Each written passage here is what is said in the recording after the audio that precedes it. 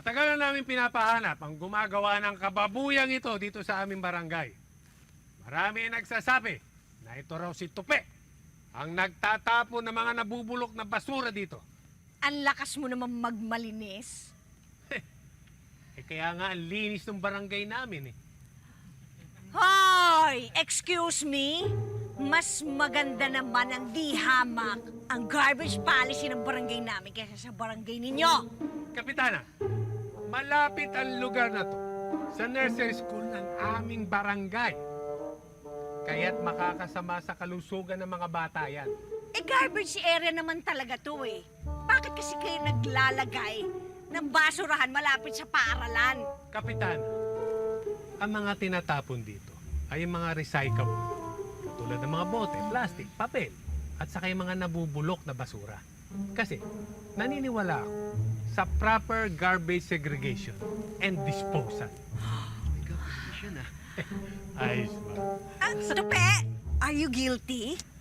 Kapitana, wala lang sila mapagbintangan. Tsaka gusto lang nilang patunayan na baboy tayong mga taga-kilabutan. Hoy, sinungaling ka. Kapitana, mawalang galang na po. Pero hindi pa po kayo naluluklok bilang kapitana sa barangay Kilabutan. Baboy na talaga tong si Tope.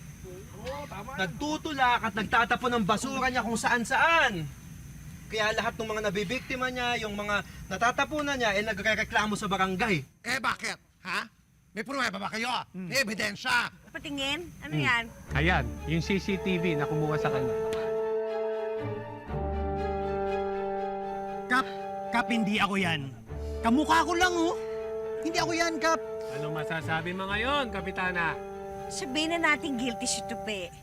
Tama ba na sintensyahan niyo siya sa States kapag nagkakaroon pagkakasala ang mga Filipino?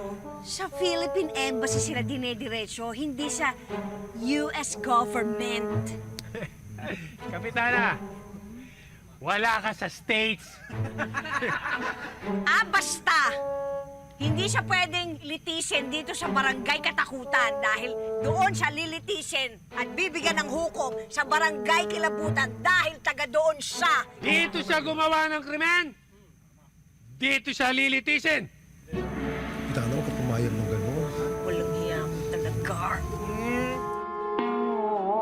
Square root of A plus square root of B squared equals A plus 2 square root of AB plus... Dindin! Hoy, Dindin! Dindin!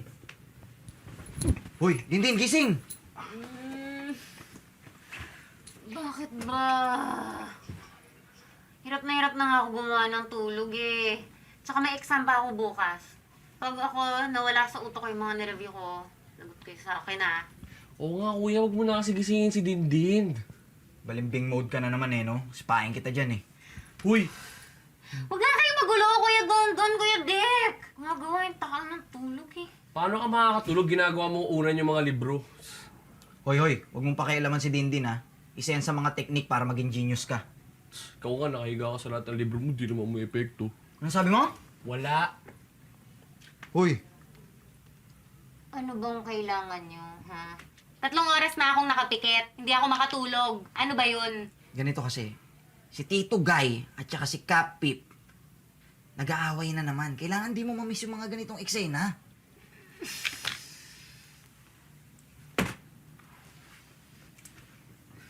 Ano bang bago dun?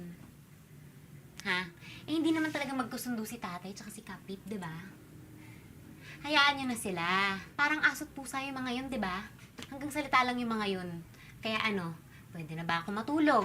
Pero kasi, sabi ng mga tanod, nandun daw sa barangay hall natin si Kapip. Ano? Oo! Masyado kang agresibo. Dinadaan mo lahat sa dahas! Masyadong malambot ang puso mo. Dinada mo lahat sa pagmamahal. Kaya lumalaki yung mga ulo ng mga kriminal na to eh. At sinong nadadamay? Yung mga sibilyan. Kakapanood mo ng teleserye yan. Masyadong madrama buhay mo. Ganyan ba dapat ang kapitana? Ang kapal ng mukha mo, pinapersonal mo ko no? O bakit? Alam niyo ba na ang kapitan ninyo, hindi nakagraduate ng college? Yes!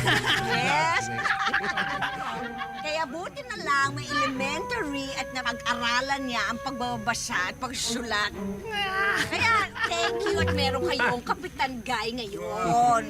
At ikaw, dinaya mo lang naman ang kandidatura mo sa pagiging kapitana. 5 months and 29 days ka pa lang sa kilabutan. Dapat 6 months. Ha? Yan ba dapat? Mandaraya! Hoy! Sobra ka na ha? Alam ba pinagsasabi mo? Dito ako nakatira sa kilabutan. Dito ako pinanganak. Dito ako nagdalaga. Pumunta lang ako sandali sa States. Eh di bumalik ka sa States. Ganyan ba dapat ang kapitan? Nagpapaalipin kay Uncle Sam. Inggit ka lang. Inggit ka dahil kahit kailan hindi ka makakapunta sa States. Wala akong planong pumunta sa States. Hindi ko iiwanan tong bayan ko dahil loyal ako. Hindi katulad mo, traidor! Bakit ako traidor? Sige, kantayin mo yung bayang magiliw. Kabisado mo? Hoy, hindi bayang magiliw yon. Lupang hinirang yon. Ay, oo. O sige, Bobo! kantayin mo! Kantayin mo yung lupang hinirang. Kaya mo yan. Ready, set, sing. Bayang magiliw. Perlas. Perlas. Bukod sa hindi mo kabisado, hindi man lang humawak yung kanang kamay sa dibdib. So talagang traidor yung kapitana nyo! Ikaw, makapal ang mukha mo. Ah, alam mo, ikaw, wala mo nang masabi Kung kasi... ano-ano ka pinapagawa mo.